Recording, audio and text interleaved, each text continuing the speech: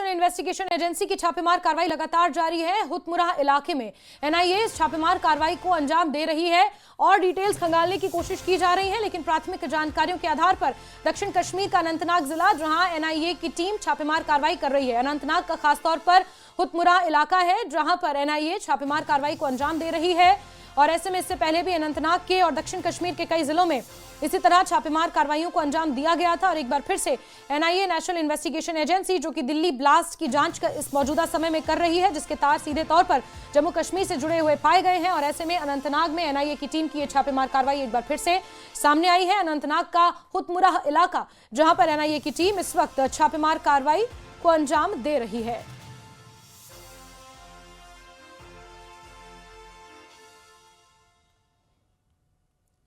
हुतमुरा के जंगलों में छापेमार कार्रवाई जारी है। जंगली इलाकों में इस छापेमार कार्रवाई को अंजाम दिया जा रहा है और अनंतनाग से ये खबर आपको दे रहे हैं, जहां नेशनल इन्वेस्टिगेशन एजेंसी इस छापेमार कार्रवाई को अंजाम दे रही है। और बुलेटिन में